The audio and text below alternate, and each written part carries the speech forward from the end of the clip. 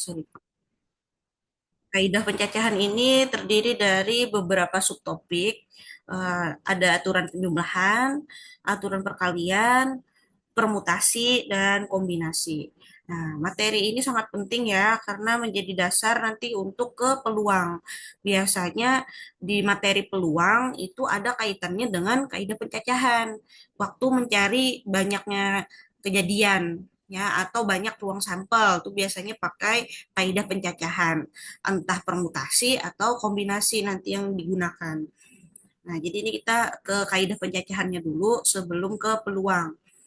Nah, aturan penjumlahan ini termasuk yang paling mudah ya, karena tinggal kita tambahkan saja. Ya, biasanya kata kunci pada soal cerita, kan biasanya ini soal cerita ya, berupa kasus-kasus begitu. Nah, itu ada kata atau. Nah, misalkan tidak ada kata ataunya itu, bisa juga kalian memahaminya dari kejadian yang diberikan. Ini boleh terjadi berbarengan atau enggak. Nah, kalau tidak bisa terjadi bersamaan, alias harus terpisah, berarti itu menggunakan aturan penjumlahan. Nah, di sini saya kasih contoh mengenai masuk melalui pintu. Nah, itu kalau kita mau masuk suatu pintu itu kan kita harus memilih ya. Nggak bisa kan langsung semuanya kita masuki dalam satu waktu. Nah, bisa masuk lewat pintu A, pintu B, atau pintu C. Jadi kata hubungnya atau kita harus memilih salah satu di antara yang tersedia ini. Nah, maka banyak caranya di sini kan ada tiga cara. Nah, ini nggak bisa terjadi bersamaan ya, harus kita pilih salah satu aja. Nah, jadi banyak caranya ada tiga. Terus mengenai aturan perkalian, nah ini nanti operasi hitungnya kan dikali. Nah, untuk membedakan dengan aturan penjumlahan, kejadiannya bisa terjadi bersamaan atau di satu waktu yang sama. Nah, kalau tadi aturan penjumlahan tuh tidak bisa bersamaan. Kita harus milih, ya harus memilih. Nah, kalau perkalian itu bersamaan, kebalikannya. Misalnya nih, contohnya berpakaian. Nah, waktu kita berpakaian kan kita harus berbarengan kan, pakai baju, pakai celana, dan sepatu. Ini contohnya ya, baju, celana, dan sepatu. Nah, kata penghubungnya adalah dan. Nah, jadi kalau pakai kata hubung dan itu terjadi bersamaan, bukan memilih ya. Nah, kalau yang tadi penjumlahan kan atau ini kita bisa memilih. Nah, kita bisa memilih di sini. Nah, kalau aturan perkalian itu harus berbarengan di satu waktu yang sama. Misalkan baju, celana, dan sepatu. Contohnya harus dipakai ketiga-tiganya kayak gitu. Ya, nanti kita lihat contoh soalnya ya. Saya materi dulu mengulas sedikit. Terus yang ketiga tentang permutasi, simbolnya bisa seperti ini, N, P, R, atau di dalam kurung NR-nya ya. Nah, makna dari permutasi itu adalah banyak susunan. Intinya kita menyusun. Apa yang kita susun? R buah unsur. R unsur kita susun dari N unsur yang tersedia. Jadi ini saya kasih ilustrasi ya. Jadi dalam himpunan ini ada N buah unsur. Nah, terus kita ambil R unsur.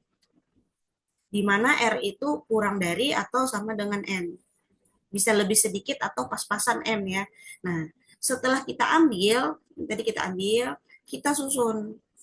Nah, kita susun. Jadi banyak susunannya itulah yang kita pakai permutasi. Ya. Banyak susunan tersebut kita gunakan permutasi. Rumusnya apa? Kayaknya sudah ya di sekolah. N faktorial per N min R faktorial. Sedangkan kombinasi ini kita banyak cara memilih. Nah, mirip kayak yang di sini tadi, ilustrasi yang saya bikin. Kalau sampai menyusun ini permutasi ya, permutasi. Nah, tapi kalau kombinasi itu sampai di sini aja, sampai di mengambilnya, mengambil atau memilih, pilih. Nah, ini kombinasi. Ya, jadi kalau n unsur yang tersedia, kita ambil atau kita pilih r unsur sampai di situ aja, itu kombinasi. Ya, jadi kita nggak menyusun. Nah, jadi ini rumusnya n faktorial per n min r faktorial kali r faktorial. Nah, ini di situ ya perbedaan permutasi dan kombinasi. Permutasi itu kita sampai menyusun, tapi kalau kombinasi cukup sampai memilih atau mengambilnya aja gitu. Nah, jadi karena permutasi itu kita menyusun, maka urutan itu sangat penting di sini. Ya, di dalam permutasi urutannya sangat penting, harus kita perhatikan. Tapi dalam kasus kombinasi, urutan tidak penting karena kita cukup memilih saja. Urutan tidak penting. Nah, oke. Mungkin untuk kasusnya ya, contohnya ya. Permutasi, contohnya. Misalkan tentang ketua kelas. Nah, ketua kelas dan wakil. Nah, ini kan kalau tertukar beda cerita. Misal ketua kelasnya si A, wakilnya B. Nah, ini akan berbeda kasusnya dengan ketuanya si B, wakilnya A. Nah, ini terhitung dua kasus. Ya kan? Beda ya ceritanya. Nah, namun kalau dikombinasi nih, misal contohnya memilih delegasi untuk ikut lomba, perwakilan ikut lomba ya, ikut lomba. Nah, lombanya misalkan berdua saja ya, satu tim. Satu tim ada dua orang misalkan. Nah, si A dan si B ini jadi satu tim. Nah, itu sama saja dengan B dan A. Ya kan sama aja kan orangnya itu juga di tim yang sama gitu. Nah, berarti ini terhitung satu kasus. Kalau yang tadi beda kalau di permutasi ya. Nah, jadi pemilihan ketua kelas dan wakil atau yang lain-lain juga itu urutannya sangat penting, masuk kasus permutasi. Tapi kalau dikombinasi, kita cukup memilih tanpa perlu mengurutkan. A dan B itu sama dengan B dan A. Nah, itu contoh simpelnya ya. Sampai di sini bisa dipahami kah konsep dasarnya?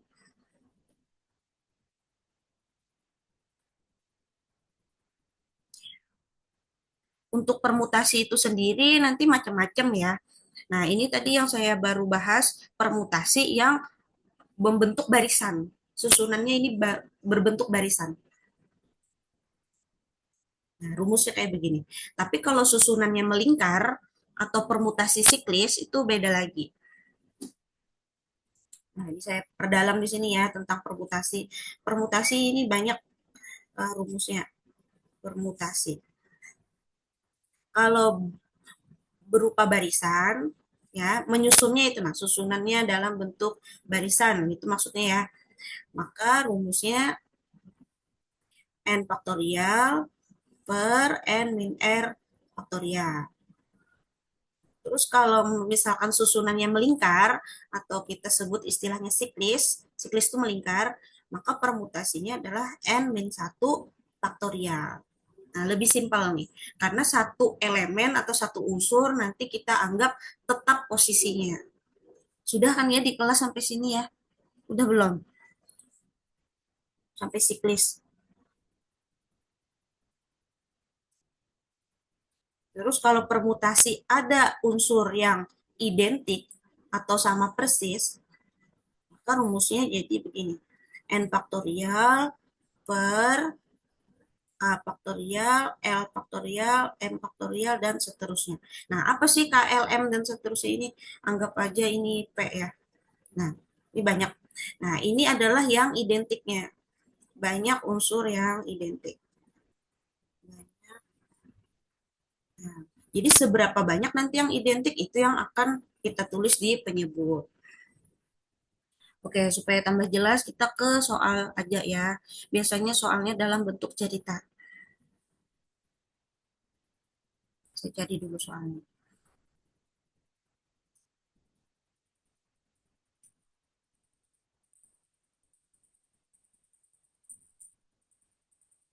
Oke, ini soal pertama. Ini saya ngambil dari kumpulan soal UN ya. Nah, ada 5 orang anak akan foto bersama tiga-tiga di tempat penobatan juara 1, 2, 3. Jika salah seorang di antaranya harus selalu ada dan selalu menempati tempat juara 1.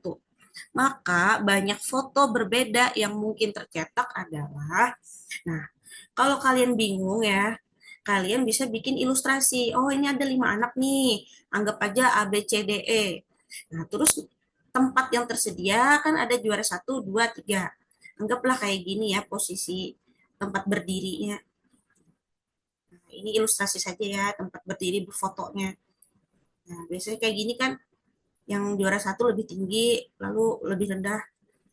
Nah, lalu katanya ada salah satu di antara mereka itu selalu berada di juara 1. Anggaplah si A orangnya ya. Anggap si A. Dia ini selalu ada di posisi ini. Nah, jadi yang kita hitung yang mana? Yang sisanya aja kan, yang di posisi juara 2 dan juara 3. Itu kan. Nah, di juara 2 nih siapa yang bisa berdiri di sini? Yang bisa berdiri di sini yang tersisa. B, C, D, E. B, C, D, E ada 4. Ada 4 cara. Nah, terus di juara 3 siapa? Nah, kalau sudah ada satu orang berdiri di juara kedua, ya kan? Nggak mungkin lagi kan dia berdiri di juara ketiga. Nah, berarti yang di juara ketiga pasti sisanya. Sisanya hanya ada 3 orang. Ya kan? Jadi ini pakai penalaran ya. Nah, satu orang sudah berdiri di posisi kedua, anggaplah tadi B. Nah, anggaplah. Ini hanya sampel aja ya, anggaplah si B di sini. Nah, berarti yang tersisa di posisi 3 kan hanya C, D, E. Berarti ada 3. Nah, maka nanti jawabannya 4 kali 3, 12. Nah, itu jawabannya ya, 12. Jadi posisi yang sudah ditetapkan selalu menempati juara 1. Nah, udah itu jangan dihitung lagi. Ya, bukan lagi kita ngitungnya dari 5. Ya, tapi yang tersisa 4. Nah, lalu berdiri satu orang, berkurang lagi yang berikutnya, sisa 3. Oke, sampai di situ bagaimana? Apakah bisa dipahami?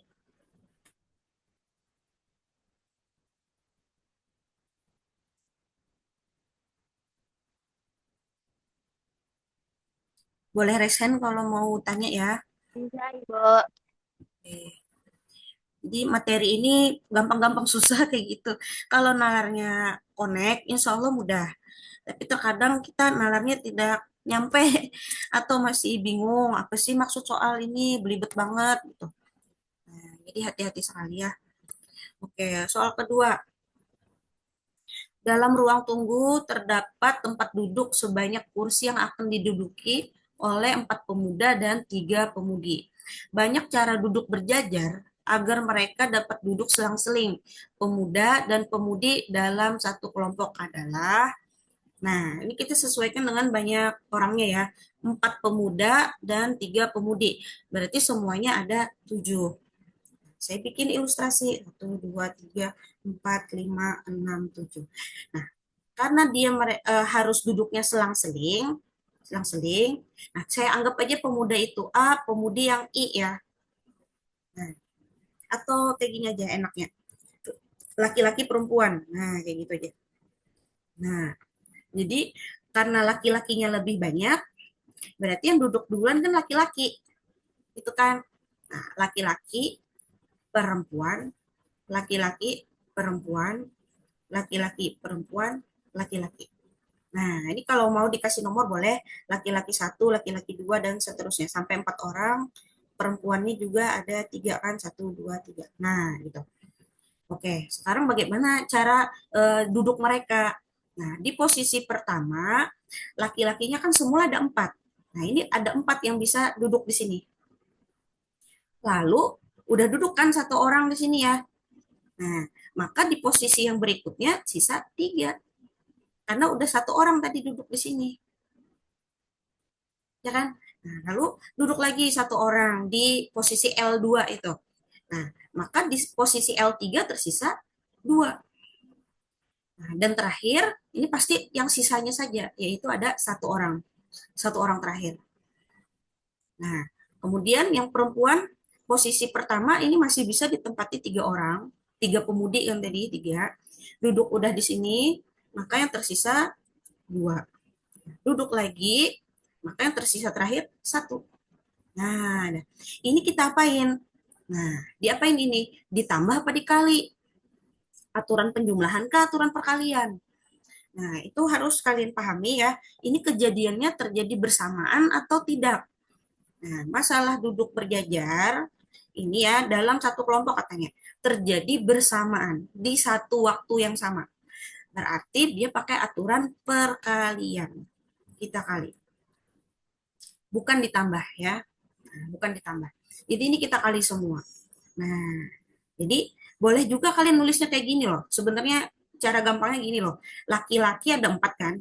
4 faktorial. Sedangkan perempuan ada 3. 3 faktorial. Udah langsung kali saja. Nah, ya kan? Tadi 4, 3, 2, 1 kan 4 faktorial. Terus yang perempuan 3, 2, 1. 3 faktorial. Nah, tapi terserah aja ya yang mana kalian pahami. Mau bentuk faktorial kah atau yang kayak saya tadi diuraikan saja. Nah, ada tinggal kalian kali pelan-pelan. 4 kali 9, 36. 36 kali 4, 144. Nah, segini loh caranya. 144 cara untuk duduk ya, duduk berjejer. Nah, dan posisinya selang-seling. Oke, nanti saya modif soal ini ya. Oke, silahkan jika ada yang mau bertanya. Ini mau saya modif nanti soal ini.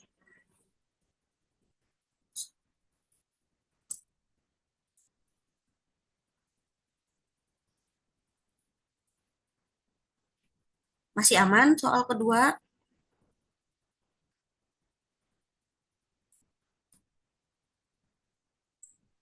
Aman ya? Oke. Nah, berikutnya ini saya modifikasi aja soal yang setipe ya, cuma saya ganti angkanya sedikit. Jadi ceritanya mereka mau duduk, tapi yang duduk ini 4 pemuda dan 4 pemudi. Jadi 4 laki-laki, 4 perempuan nih.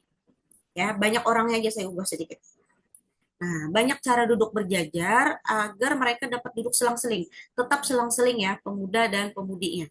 Nah, kan tadi jadi 8 nih orangnya. Tuh, 2, 3, 4, 5, 6, 7, 8. Nah, ini anggap aja posisi kiri ya. Kiri, sini, kanan. Nah, ini kita bisa nulis laki-lakinya dulu. Laki-laki satu, laki-laki dua, laki-laki tiga, sampai laki-laki empat. Sorry. Hmm.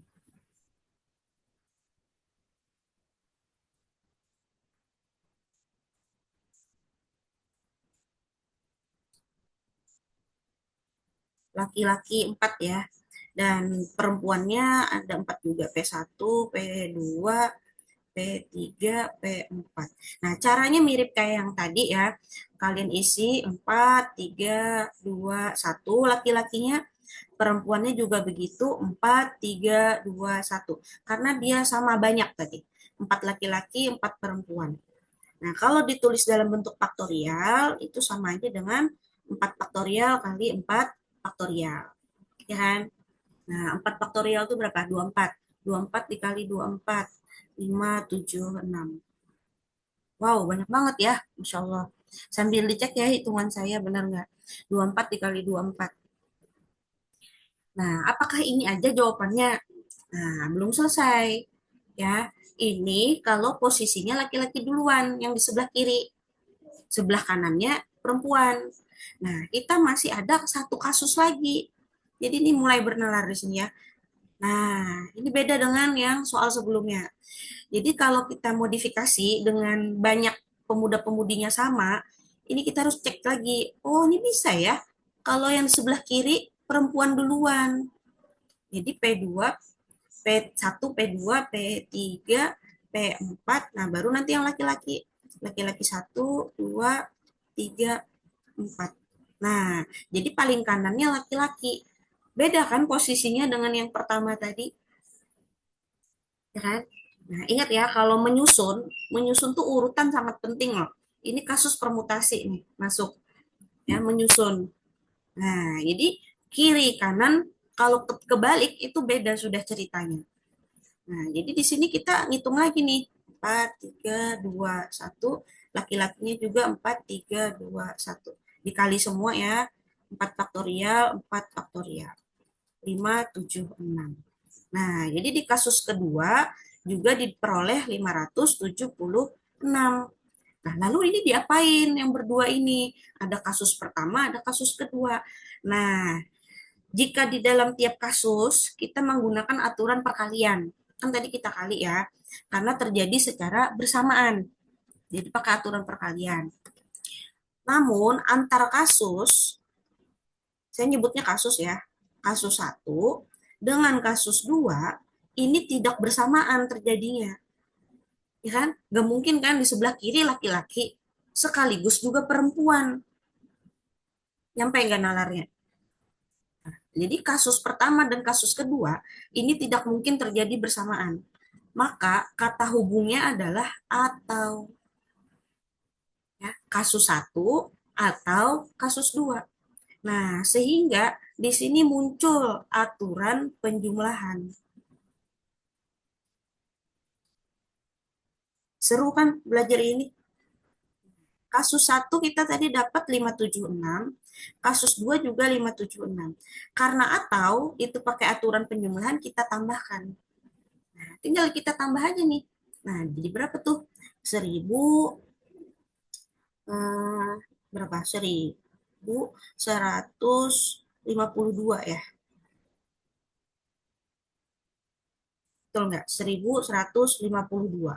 Sebanyak ini loh ternyata cara duduk ya pemuda dan pemudi berselang-seling dengan banyak orang yang sama. Banyak laki-laki dan perempuannya sama gitu, empat-empat. Nah, jadi jauh banget ya bedanya dengan kasus yang semula. Kalau yang semula ini, kenapa cuma satu saja? Kenapa tidak dicoba lagi kasus kedua? Karena nggak mungkin, ya, karena nggak mungkin. Andaikan kita balik nih, yang tadi ya, soal yang semula, perempuannya duluan, perempuan satu, perempuan dua, perempuan tiga. Nah kan perempuannya cuma tiga, laki-laki satu, laki-laki dua, laki-laki tiga. Nah, laki-laki empatnya kemana naruh? Kalau di sini kan dia jadinya tidak selang-seling, gagal ya. Nah, tidak sesuai dengan yang diminta soal. Jadi mau tidak mau, untuk yang kasus semula ini memang nggak ada pilihan lagi kita. Memang satu kasus saja itu. Nah, tapi setelah saya modifikasi soalnya menjadi banyak pemuda dan pemudinya sama ya, sama-sama empat, itu kita ada pilihan lain. Posisi kiri dan kanannya bisa ditukar. Nah, sampai di sini bagaimana? Sampaikah penalarannya atau mau ditanyakan?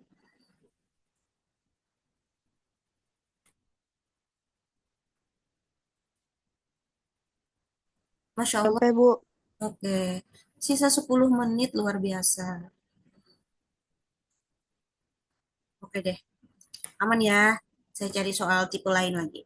Ini saya ngambil dari soal-soal UN. UN zaman dulu saya sekolah.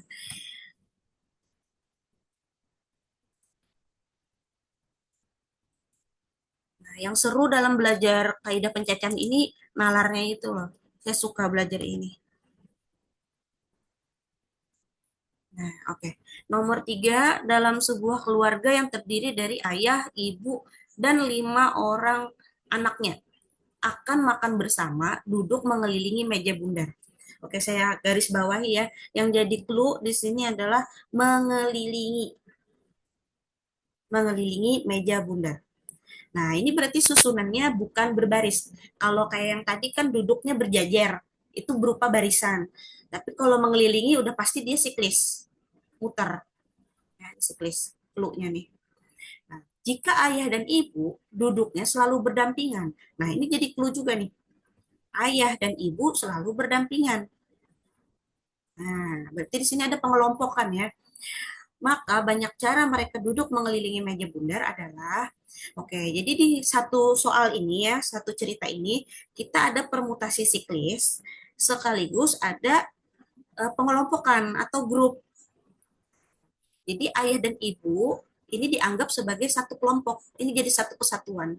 Nah, saya sebut aja kelompok AI ya, ayah ibu. Nah, ini dianggap sebagai satu kelompok, terhitung satu unsur. Ditambah 5 anak. 5 anak ini saya kasih nama apa ya? Huruf lain aja ya, B, C, D, E, F. Nah, gitu. Jadi ada 5 anak. Nah, mereka duduknya mau melingkar, ya kan? Nah, berarti pakai rumus N min 1 faktorial. Kayak gini kan yang siklis ya. Kita hitung nih unsurnya ada berapa. Nah, A ini anggap 1. Terus 5 anak. Berarti jadi 6 unsur. Nah, ada 6 unsur. Berarti N-nya 6. 6 kurang 1 faktorial. Nah, apakah seperti ini saja? Belum selesai.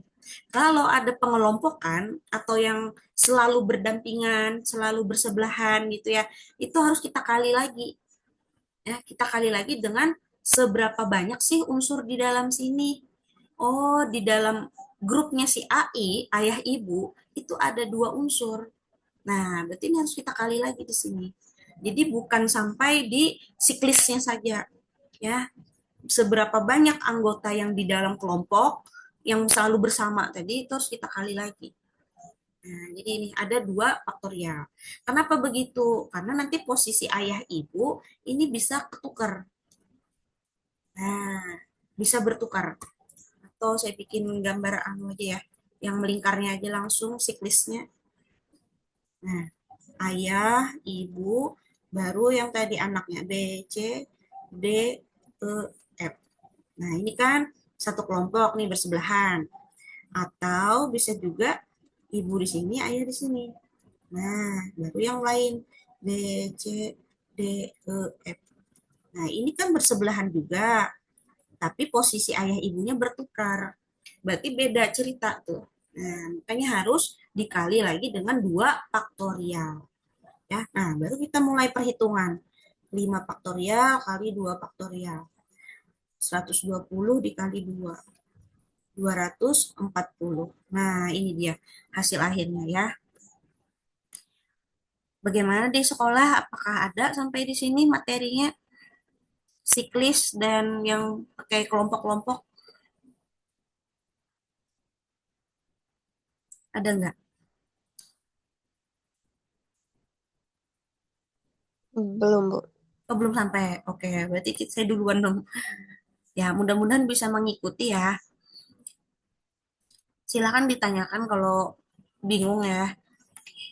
Karena biasanya dalam soal cerita itu ada beberapa konsep yang masuk kayak gini tadi kan. Selain mengelilingi, ternyata ada berdampingannya juga, ada pengelompokannya juga. Dan kasus yang sebelumnya tadi di sini nih, pas saya modifikasi, ternyata ada aturan perkaliannya, ada juga aturan penjumlahannya, gabung gitu. Jadi dalam satu cerita bisa beberapa konsep masuk. Oke, ini saya kasih yang soal kombinasi lagi ya, yang gampang. Soal keempat. Sudah nomor 4 ya. Nah, ini.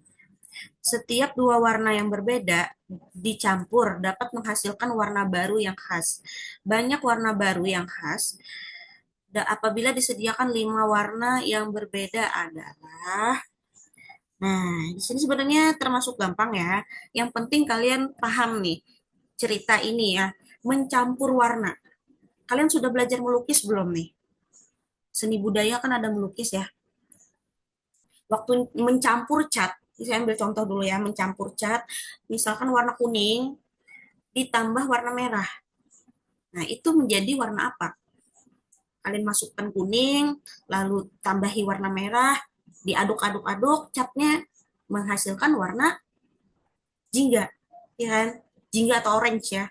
Nah, misalkan ceritanya gini, saya ubah merahnya duluan, catnya yang masuk, baru tambahi si kuning. Jadi apa tuh? Merah dulu, baru tambahi kuning. Menjadi warna, ada yang tahu? Enggak. Hingga juga, iya betul. Nah, berarti kasus ini sama kan? Sama ya. Nah, berarti dalam pencampuran warna, ya mencampur warna, ini urutan tidak penting. Nah, urutan siapa yang duluan masuk, kayak gitu kan ke paletnya itu kan, itu nggak penting. Urutan tidak penting. Nah, karena urutannya tidak penting, maka ini termasuk kasus kombinasi. Nah, di situ dulu yang kalian harus pahami ya. Ini apa sih? Permutasi apa kombinasi? Nah, itu. Nah, kalau sudah paham, oh iya nih masuk kombinasi karena urutannya nggak penting. Ya udah, tinggal kita masukkan saja ke rumus. N-nya berapa N? N itu yang disediakan. Ada 5 warna. Terus kita mau mencampur berapa? 2 warna saja kan dicampur. Nah, 5C2. Jadi soal ini nanyain 5C2. Nah, tinggal kita masukin ya ke rumus. Saya langsung saja ya ke rumusnya. N 5 faktorial per N min R. 5 kurang 2 faktorial. Kali R faktorial. 2 faktorial lagi. Nah, ada. Nah, tinggal kita bongkar ya. 5 4 3 faktorial. Ini kan 5 kurang 2 3 faktorial. 2 faktorial 2. Nah, ini saya coret, coret. 5 kali 4 20. 20 bagi 2 10. Nah, jadi deh itu. Ternyata dapat 10 warna. Ya, dari 5 warna yang disediakan, dicampur berdua-berdua, nanti diperoleh 10 warna baru. Ya. Nah, oke. Bagaimana sampai di sini kasus kombinasi?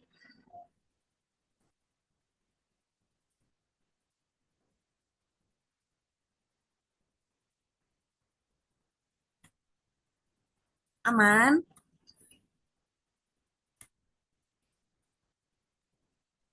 Aman, Bu. Oke, sih. Aman, Bu.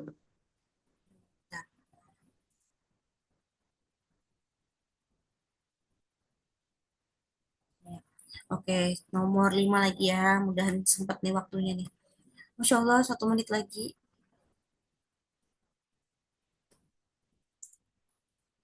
Nah, sebuah kotak berisi 4 bola putih dan 5 bola biru.